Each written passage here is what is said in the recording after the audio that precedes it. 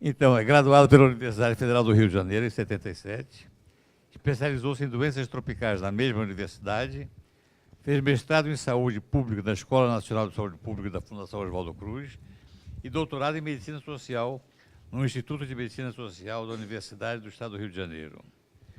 Pesquisador titular da Fundação Oswaldo Cruz, presidente do Instituto Nacional do Câncer de 2003 a 2005, secretário de Planejamento do INAMPS de 85 a 88, subsecretário de Saúde do Estado do Rio de Janeiro em 91, presidente do Instituto Vital Brasil de 92 a 95, subsecretário de Saúde do município do Rio de Janeiro de 2001, presidente da Fundação para Desenvolvimento Científico e Tecnológico da Fiocruz, a Fiotec, 2002 a 2003, ministro da Saúde, membro do Cancer Control Advisory Committee da Organização Mundial de Saúde, conselheiro do Conselho Regional de Medicina, acadêmico da Academia Nacional de Medicina. É pouca coisa, né? Até eu fiquei cansado agora, depois de 40 anos. Boa tarde, obrigado pelo convite, Observatório da Saúde.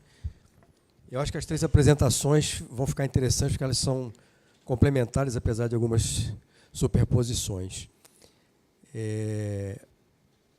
Cadê o negócio de passar? Ah, você passa para... Ótimo, pode passar, por favor. Primeiro, chamar a atenção de que o SUS foi uma ruptura, né?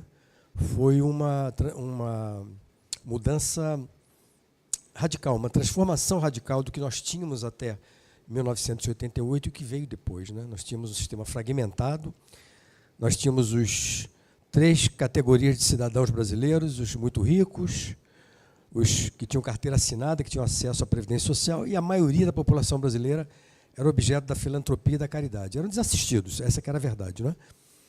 Nós unificamos o sistema, e aí eu acho que é importante estabelecermos já um diálogo aqui com o Banco Mundial, que são os nossos princípios pétreos, né? Nós todos concordamos que o SUS, sim, precisa ser repensado em muitos aspectos, mas a questão da saúde como um direito universal, como um dever do Estado, descentralizado, com participação social, gratuito, financiado com recurso do orçamento fiscal, sem nenhum tipo de pacote de serviços, como é muito comum, né, no México e em outros países.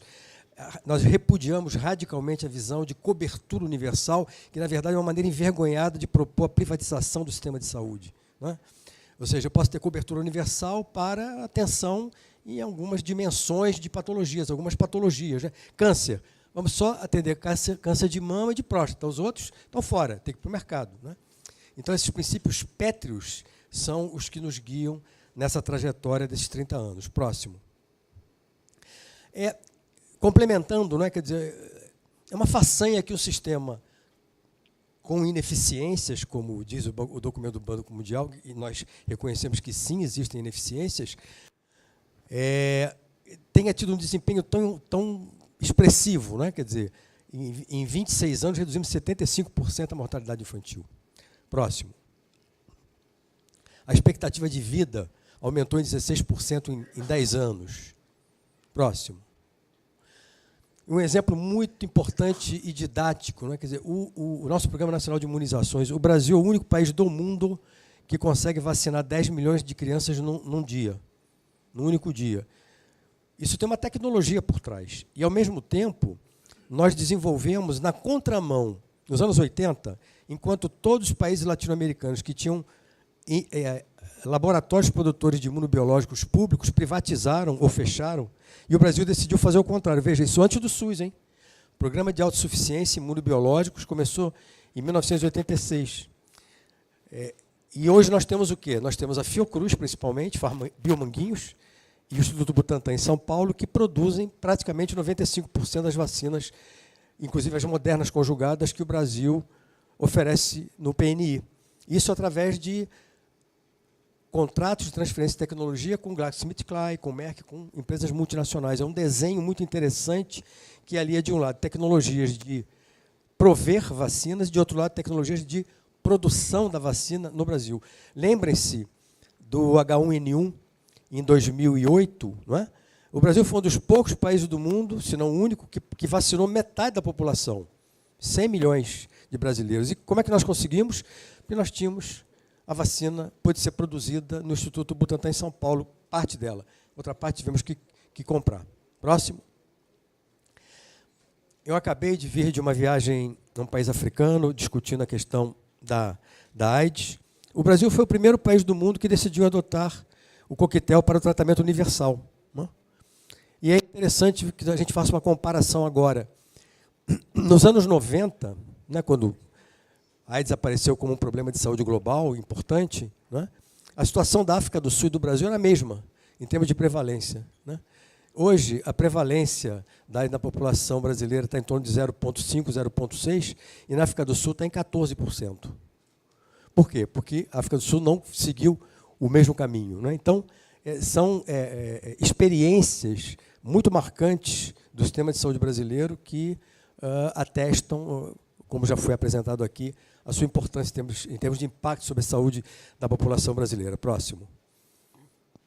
E nós conseguimos atingir um nível que é 75% da população brasileira depende única e exclusivamente do Sistema Único de Saúde para prover todas as suas necessidades de saúde de uma ação da mais simples ao transplante de órgãos. Próximo.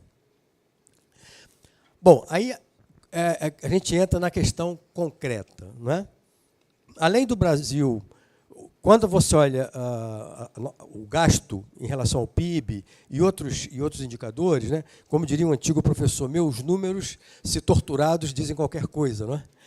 Mas, na verdade, é que a participação do gasto público no gasto total é baixa, né? E o meu colega aqui, o Edson, já falou sobre isso. É o mais baixo entre os países da América Latina e Caribe e bem abaixo da média dos países europeus. E é importante chamar a atenção que metade dos gastos privados são desembolso direto das famílias e que, obviamente, afetam proporcionalmente os estratos mais pobres, que têm um impacto importante de despesas pagas diretamente, principalmente em medicamentos, mas não apenas em medicamentos, né, sobre o seu orçamento, né? E aí eu farei uma provocação aqui, que é o seguinte: o SUS que tem sua ineficiência expressiva, eu fico imaginando se a mesma pesquisa fosse feita com o setor privado brasileiro. Olha só que número interessante. Em 2016, o faturamento do setor de planos de seguros foi de 160 bilhões para cobrir 47 milhões de usuários. O SUS, para atender 150 milhões, dispôs apenas de 200 bilhões. É de uma eficiência brutal para fazer o que ele se propõe a fazer. A grande ineficiência hoje, desperdício, medicalização, influência do complexo médico industrial no setor privado é muito maior, reconhecendo que, sim, o SUS tem muitas ineficiências. Os gastos tributários, se nós somarmos aos 9 bilhões, que é renúncia de pessoa física, se somarmos ICMS e as entidades filantrópicas, o IPEA calcula que, ano passado, esses gastos tributários, ou seja, renúncia fiscal, subsídio ao mercado global, esteja em torno de 30 bi. E a PEC 95, né? A PEC 95, que já mostra o seu impacto em termos de indicadores. Eu estou trazendo aqui para vocês um dado bem recente do professor César Victora, que acompanha uma coorte em Pelotas, no Rio Grande do Sul, há décadas. Até 2016, praticamente, nós não tínhamos mais óbitos no Brasil por diarreia infantil. Voltamos a ter. E a mortalidade infantil está crescendo de novo. Isso já é uma expressão. Quem vive aqui no Rio de Janeiro sabe do que eu estou falando. A situação dramática da rede pública de saúde, metade dos leitos da rede federal, nesse momento, parece que estão inoperantes por falta de pessoal. E a única coisa boa aqui no Rio de Janeiro, a minha alegria de ver aqui o Daniel Sorães, é o brilhante trabalho que ele fez à frente da Secretaria Municipal de Saúde, que saiu de uma cobertura de 3% para 70%, praticamente, 70% de saúde de família, que foi assim, um desempenho excepcional. Eu me orgulho muito de ter participado e ajudado esse processo. Próximo. Tem um dado interessante também na assistência ambulatorial. Quando você exames, consultas e cirurgias de média complexidade, né? O SUS realiza 65% dos exames com 25% dos recursos. Já o setor privado produz 35%, mas gasta 75% dos recursos nesse nível de atenção. Próximo. Comparando aqui o dado lá do seminário de abril do CONAS, o representante do Reino Unido trouxe, então o gasto per capita na Inglaterra, em 2015, a Inglaterra seria o nosso sonho de consumo, né, em termos de nossa grande referência de sistema universal, era de 4.350 dólares, no Brasil de 780 dólares, né, em termos do gasto do PIB. O que muda é exatamente isso, né? Lá 80% do gasto é público e aqui o gasto público é menos de 45%, em torno de 43%. Próximo. Eu vou trazer agora alguns dados muito interessantes, porque se nós estamos pensando na sustentabilidade econômica do sistema de saúde brasileiro, nós temos que pensar nas modernas transições, né? No impacto do envelhecimento, das doenças crônicas, de uma série de fenômenos modernos que são questões que afetam os países em todo o mundo, mas que proporcionalmente afetam de maneira mais importante os países em desenvolvimento. Nós tivemos, há 2 meses atrás, um congresso em São Paulo, que é um movimento que veio da sociedade, é o 4º congresso, todos juntos contra o câncer, muito interessante, congregou cerca de 4.000 pessoas, e o IQVIA apresentou alguns números que nos ajudam muito a pensar, tomando o câncer como exemplo, né, a dramaticidade que se apresenta para o Brasil enquanto desafio essa questão da sustentabilidade macroeconômica. Próximo. Então, a transição demográfica, veja, em 48 nós vamos ter 50 milhões, nós vamos ter mais brasileiros acima de 65 anos do que entre 0 e 19 anos. Né? Então, esse envelhecimento é mais doença crônica, mais tecnologia, mais gasto, mais desafios. Próximo. A incidência do câncer, evidentemente, aumenta muito, né, com a idade. Próximo. A mortalidade por câncer triplicou nos últimos 30 anos e vai duplicar nos próximos 30, ou seja, então, se você olha de um lado esse aumento da prevalência importante, de outro, perceber que é uma revolução tecnológica em andamento, que coloca novas tecnologias, né, os bioprodutos, né, as biodrogas, né, e uma série de outras tecnologias que estão entrando no mercado, a um custo normalmente insuportável para os padrões dos países ricos, imagine dos países em desenvolvimento. Próximo. No Brasil, o câncer já é a principal causa de morte em 516 cidades, né? Em termos nacionais, é a segunda causa de morte, mas para 516 cidades, o câncer já é a primeira causa de morte no país. Próximo.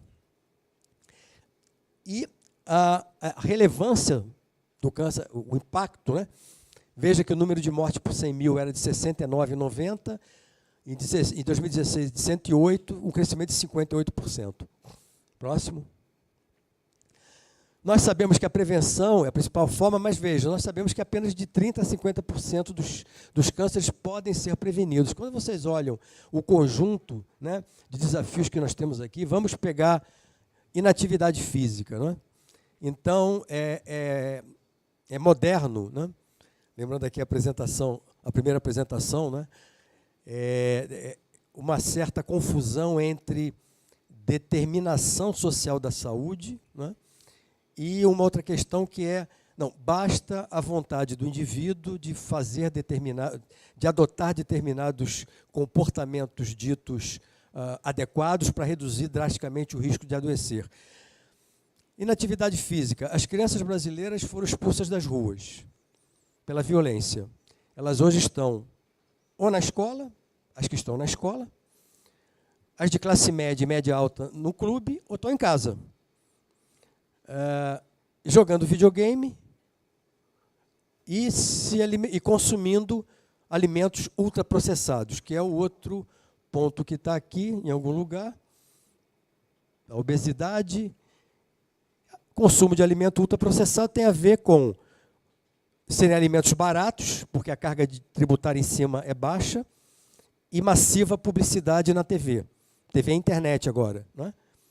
Então, sem regular, ou melhor, sem banir a publicidade voltada para crianças e adolescentes de refrigerantes, fast food e alimentos ultraprocessados, você não vai resolver essa questão do padrão de consumo e, portanto, da obesidade, que é um dos fatores envolvidos no câncer. E se você for, enfim, prática de sexo seguro, por exemplo, eu vou dizer para vocês aqui uma coisa que é séria. O Chile, nos últimos 5 anos, teve a sua prevalência de HIV dobrado na população. Eles estão numa situação dramática. Por quê? Porque o governo conservador, que antecedeu a Bachelet, baniu a educação sexual das escolas e dos currículos. E sexo passou a ser uma questão que só se discute na família. Resultado? Aumento de sífilis, AIDS, doenças sexualmente transmissíveis, gravidez precoce na adolescência, e nós estamos correndo esse risco. Espero que não, domingo nós vamos dar uma virada, mas nós estamos correndo esse risco aqui também no Brasil, dessa visão estreita e limitada. Próximo. Agora, olha só que coisa interessante. O Brasil tem um problema no câncer. Nós ainda estamos diagnosticando tardiamente, né? 55% dos casos diagnosticados de câncer no Brasil estavam em estágio 3 ou 4, ou seja, em estágios avançados da doença. Mas outra coisa interessante, em 2013, o Reino Unido, ainda 30% dos cânceres ainda eram diagnosticados nos estágios 3 e 4. Você vê como é que é complicado e é difícil você enfrentar essa questão, mas é um desafio. Próximo. Agora vejam, nos últimos 6 anos, como piorou, aumentou o tempo de espera para iniciar a quimioterapia, né? Reduziu o percentual dos que iniciavam a quimioterapia em até 30 dias, né? E também dos que iniciavam em até 60 dias. E no caso da radioterapia também, o tempo de espera aumentou, os indicadores de acesso imediato ao tratamento de quimioterapia e radioterapia caíram. Próximo. E aqui é um dado fundamental. Olha o que está acontecendo. Dos 42 novos tratamentos oncológicos lançados globalmente, entre 2011 e 2015, 23 foram registrados pela Anvisa, ou seja, a Anvisa autorizou a comercialização no mercado. Desses, só 3 foram incorporados ao SUS. Aí você vai me perguntar, mas por quê? Limitação financeira. Alguns por falta de custo-efetividade, pode ter sido, mas a grande maioria, com certeza, por restrições orçamentárias e financeiras. Então, nós temos, de um lado, uma mudança muito rápida. O Brasil está fazendo, na metade do tempo que a França fez a sua transição demográfica, um envelhecimento muito rápido, aumento brutal de doença crônica, né? Uma série de questões por trás relacionadas à inatividade física, padrão de consumo alimentar, diabetes tipo 2, hipertensão arterial, câncer. Uma emenda 95 que congela os gastos em 20 anos. Ineficiência, sim, mas falta de recursos adicionais, com certeza, também. Né? E nós estamos numa encruzilhada. Como sair dela? Próximo. Então, vou colocar algumas propostas, na minha visão, para debater o tema. Próximo. A nossa posição é pétrea, digamos assim, né? A saúde é um direito garantido na Constituição, então ele tem que ser universal, igualitário, equitativo. O fortalecimento do SUS é o único caminho para garantir esse acesso universal. Ele deve ser garantido para toda a população brasileira, tanto a população mais necessitada e a classe média, que não podem ter sua vida e renda comprometidas pelo gasto em saúde. Nós repudiamos radicalmente aquela história que é muito comum você ver nos editoriais dos jornalões. Os jornalões estão em crise, né, porque a internet está comendo tudo aí. Mas é um pouco assim, sim, o SUS é muito importante, vírgula, principalmente para os mais pobres. Não. O SUS é muito importante para toda a sociedade brasileira. Né? E a saúde suplementar e o mercado devem ser complementares. Né? Quem quiser pagar, pague. Não deve haver nenhum tipo de subsídio para esse tipo de atenção à saúde. Próximo. Não é impossível isso, aumentar o gasto público de 4% para 6% do PIB nos próximos 4 anos, e nós teremos que ter várias medidas aí. A revogação da emenda 45, ou estabelecer um teto para as deduções em saúde, como já existe para a educação, é uma saída, considerando que a decisão política de eliminar totalmente isso é complexa. Né? A alíquota do IPVA poderia ser destinada totalmente para a saúde, quando você considera que nós temos 40 mil mortes por acidentes de trânsito por ano no Brasil. Não estou falando nem dos feridos, das cirurgias, dos atendimentos. É um gasto brutal. Né? A CID do tabaco, criaram uma CID para o tabaco. No Brasil, consome-se 5 bilhões de maços de cigarro por ano. Tá? 5 bilhões. Passa a próxima, por favor. O Brasil é o país do mundo hoje onde menos se fuma. Isso é sucesso de política pública. É um sucesso estrondoso. Então, hoje, a prevalência de fumantes na população adulta é 10%. Tá? Era 33% há 30 anos atrás. Né? Mas, mesmo assim, 10% da população adulta fuma. São 5 bilhões de maços por ano. Ora, se você bota aí R$ 4, R$ 3 ou R$ 4 a mais em cada maço, destinando totalmente para a saúde, você tem uma receita adicional importante. Há uma grande resistência, principalmente da área econômica, dizendo que se vai aumentar o contrabando. O contrabando está aí, direto, né? Essa é uma briga antiga. Quando eu estava no INCA, já estava se brigando sobre isso, e que não avança. Próximo. A questão do consumo de álcool, a Organização Mundial da Saúde acabou de lançar um relatório dizendo que hoje o que mata mais no mundo é consumo abusivo de álcool. Que tal? Mata muito mais. Pode somar tuberculose, malária, AIDS, álcool mata mais, né? E o álcool no Brasil é muito barato. Aumentar a taxação sobre alimentos processados, fast food e refrigerantes, e, evidentemente, uma reforma fiscal e tributária. Em homenagem ao Adib Jatene, pode passar o próximo. O Adib Jatene, nos seus últimos anos de vida, meu confrade lá na Academia Nacional de Medicina, viajava pelo Brasil inteiro reclamando do subfinanciamento da saúde. Ele me lembrava muito, nesse período da vida dele, um velho professor, Carlos Gentili de Mello, dos anos 70 e 80, foi um brilhante sanitarista previdenciário, que estudava a medicina previdenciária da época, que tinha a mesma firmeza na defesa de seus princípios. É a famosa pizza do Adib Jatene, veja, né? Do Orçamento Geral da União de 2016, 42% vai para pagar os juros e o principal da dívida interna. Para a saúde sobra 4 ponto alguma coisa. Passa o próximo. 4,14 foi para a saúde, 0,34 para a segurança pública e 0,27 para a ciência e tecnologia.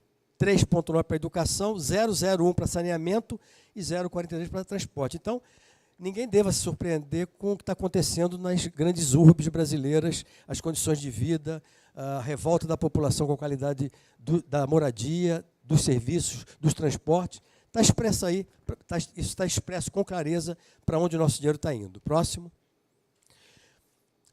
Para nós, a atenção básica deve ser universalizada e a saúde da família como porta de entrada do sistema para todos os brasileiros, não para apenas para todos. Né? Nessa visão, daí para frente é SUS e quem quiser pagar por uma hotelaria melhor, por um serviço mais sofisticado, que pague. Estratégia saúde da família para todos. E aqui tem uma série de propostas que fecham com a visão do Banco Mundial, né? Nós temos que ter uma regulação nacional e regional, nós temos que repensar essa fragmentação e pulverização municipal, né? Já existe até uma proposta do professor Gastão Wagner, que é sobre a questão de regiões de saúde integradas, totalmente integradas, não é? De 5.400 municípios, poderíamos ter 400 regiões de saúde com redes integradas, não é? A questão das tecnologias de conectividade e de informação, que estão disponíveis aí, que podem ser utilizadas em grande escala, não é? E eu chamaria a atenção também para a necessidade da revisão do sistema de remuneração dos profissionais de serviços no setor privado, não é? E também no SUS, não é? Nós deveríamos abandonar a tabela do SUS e caminhar para a proposta de orçamentação global para sistemas integrados, prestadores do sistema de saúde público. Próximo. Eu acho que nós temos que repensar. Eu fui muito criticado quando ministro, porque propus um modelo de gestão público baseado no direito privado, que nada mais é, por exemplo, que a Rede Sara faz hoje, né, lá em Brasília, no Brasil inteiro, né? Ou seja, contratualizado, profissionalizado, com sistema de resultados, não é? Enfim, o que aconteceu de lá para cá foi exatamente que nós tivemos uma fragmentação de experiências. Você teve as OS, você tem cooperativas, você tem terceirização, você tem contrato precário, e hoje você tem um mix de padrões de gestão muito heterogêneo, dá um padrão para a administração. Eu também vejo a questão do trabalho médio como problema, porque os múltiplos vínculos profissionais dos médicos, que podem ter 2 empregos públicos e N empregos privados, cria conflito de interesse. Na Inglaterra, você opta. Ou você vai trabalhar no NIH, ou vai trabalhar no mercado privado. Né? Eu acho que a questão do monopólio médico, os meus colegas são muito radicais nisso aí, enfermeiros e outros profissionais poderiam assumir atividades muito importantes em áreas, em regiões do Brasil, e isso lhes é negado por um excessivo corporativismo. Né? Nós temos que acabar com a nomeação política para os dirigentes da ANS e da Anvisa, que, infelizmente, hoje isso está totalmente dominado por indicações políticas de pessoas sem qualificação. E eu quero chamar a atenção também para a questão da sustentabilidade tecnológica como um componente central da sustentabilidade econômica.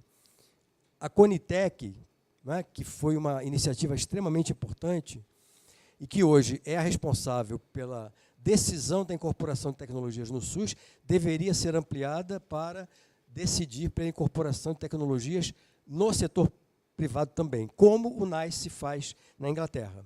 E não apenas de medicamentos, tecnologias em geral, procedimentos e materiais também. E a questão da judicialização, que tem que ser enfrentada. Eu me lembrei um pouco da questão do desejo, porque aqui na judicialização é exatamente onde você encontra isso com mais clareza. Quer dizer, você tem direito de um lado, necessidade de outro e desejo de outro. O problema é que os desejos são socialmente construídos. O Marx tem uma frase muito importante que é que o capital não produz apenas mercadorias para o sujeito, mas também sujeitos que consumam determinadas mercadorias. Não é? Então, tem toda uma dinâmica de publicidade, né, disseminada pelas mídias em geral, propagandas e tal, que dão sustentação, muitas vezes, a uma iniciativa de consumir determinada tecnologia que não encontra respaldo em evidências científicas, nas boas práticas da medicina. Próximo. Para terminar, queria destacar isso aqui, que é muito importante. A saúde tem uma dualidade singular, que é, ao mesmo tempo, uma política pública fundamental para a melhoria das condições de vida de uma sociedade ou de uma população, mas é uma das áreas mais dinâmicas da economia. Então, uma política de saúde tem que olhar também esse outro lado. Né? Então, a plena implantação do SUS depende também da sua sustentabilidade tecnológica. Não é? Ou seja, precisamos ter um esforço nacional de redução da dependência externa e a criação de estratégias para fortalecer a produção de tecnologias no Brasil. E os números são esses, estão aí. 10% da economia brasileira é saúde, tudo, serviços, produção de insumos, equipamentos, tecnologias. Não é? São 12 milhões de trabalhadores diretos e indiretos, é 25% do esforço nacional de P&D. E são as plataformas críticas do futuro. Biotecnologia, química fina, equipamentos, nanomateriais, telemedicina. E o exemplo mais recente é do Sofosbuvir, quer dizer, o Sofosbuvir, que é um medicamento que cura a hepatite C, né, cuja patente é de um laboratório americano, que vende esse tratamento a $80 mil cada tratamento nos Estados Unidos, e nesse momento a $6 mil o tratamento para o Sistema Único de Saúde. Um consórcio entre uma empresa, duas empresas privadas e a Fundação Oswaldo Cruz desenvolveram o genérico, que vai custar algo que permitirá ao Ministério da Saúde economizar R$1 bilhão. E isso tudo está parado, está judicializado, porque a indústria entrou na justiça, o INPI deu patente, mas, na verdade, a patente é de uma molécula que não faz parte do processo de produção do genérico brasileiro, e está tudo parado e a gente comprando por um preço obsceno. Então, nós temos que ter, nós temos que ter uma política, pode passar, que use o poder de compra do Estado como indutor de desenvolvimento tecnológico. Né? Olha só, 35% do mercado total de medicamentos e 90% das drogas de alto custo é SUS. 95% das doses de vacinas, SUS. Metade do mercado de equipamentos no Brasil, SUS. 60% do mercado de testes para diagnóstico, SUS. E 20% do orçamento público do Ministério da Saúde é para comprar medicamentos. Então, uma política que foi o que eu implementei a partir de 2008 e que hoje já tem 80 e poucas PDPs, parcerias entre laboratórios públicos e privados, internalizando a produção no Brasil. O próximo? Era isso. O senhor tem mais Obrigado, um 5 minutos. abraço.